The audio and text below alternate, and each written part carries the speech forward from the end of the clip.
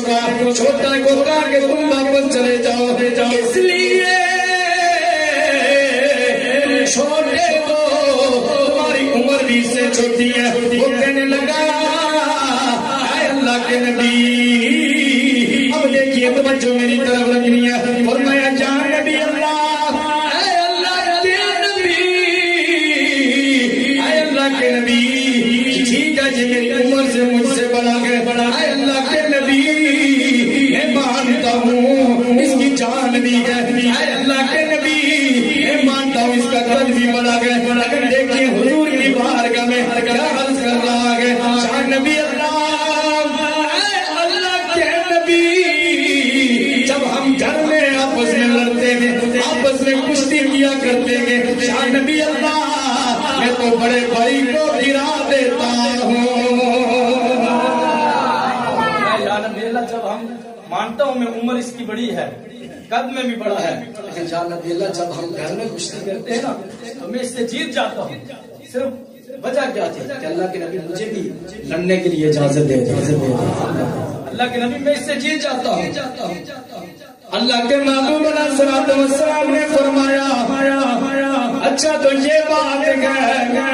پھر کیوں نہ دونوں کا مقابلہ ہو جائے، سبحان اللہ، فرمایا کیوں نہ دونوں کا مقابلہ کیا جائے۔ اب دیکھیے نا فیصلہ کرنے والے اللہ کے نبی کے اب دیکھنے والے ابو بکر بھی گئے، دیکھنے والے ابو بکر کے، عمر کے، عثمان کے، جناب حضرت علی کرم اللہ وجہ الکریم، وہ علی جنبی علی اللہ کے نبی نے فرمایا علی کو دیکھو گے تو بھی اجر ملے گا۔ علی بھی موجود ہے، ابو بکر صدیق بھی موجود ہے، حضرت عمر فاروق بھی موجود ہے، عثمان غنی بھی موجود ہے۔ اللہ کے نبی فیصلہ کرنے والے کے دونوں بچے آ جاتے ہیں میدان میں کشتی کرنے کے لیے، اس لیے اللہ کے نبی میں تو بڑے کو گرا دیتا ہوں جب گھر میں کشتی کرتا ہوں۔ دونوں بھائی تیار گئے، دونوں بھائی تیار گئے، اللہ کے نبی دیکھ کے مسکرا گئے، اللہ کے نبی دیکھ کے مسکرا گئے، نظارہ دیکھ گئے۔ میں تو کہتا ہوں فرش والے کی نہیں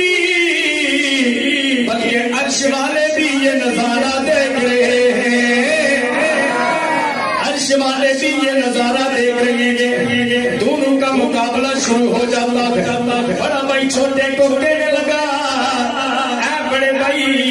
دیکھنا تجھے اللہ کے نبی نے اجازت دے دی ہے جہاد میں جانے کے لیے، ذرا دیکھنا تجھے اللہ نے جنت کا سرٹیفکیٹ بھی دے دیا ہے، جنت کا ٹکٹ بھی دے دیا ہے، شاید کے لیے اللہ نے فرمایا فلا تقولوا لمن يقتل في سبيل الله اموات بل احياء ولكن لا تشعرون، کیونکہ شہید جو اللہ کی راہ میں قربان ہوتا ہے وہ مردہ نہیں ہوتا، مرتا نہیں، وہ زندہ ہوتا ہے۔ فرمایا تمہیں شعور نہیں ہے، اب فرمایا تمہیں جو اللہ کے نبی نے جنت کا ٹکٹ دے دیا ہے، فرمایا میرے بھائی تو نے میری لاج رکھنی ہے، تو نے مجھ سے ہار جانا ہے، تو نے گر جانا ہے تاکہ میں جیت جاؤں، اللہ کے نبی مجھے بھی جہادی اجازت دے دے۔ اللہ کے محبوب نے تجھے اجازت دے دی ہے لڑنے کے لیے، اور اللہ کے محبوب بھی وہ ہے جو ایک بات کہہ دیتے ہیں وہ واپس نہیں لیا کرتے۔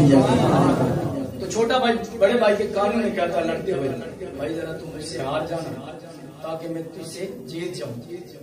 تو کیا ہوگا اللہ کے نبی مجھے بھی اجازت دے دیں گے، اللہ کے نبی مجھے بھی اجازت دے دیں گے۔ تو سمجھ سے کیا ہوا،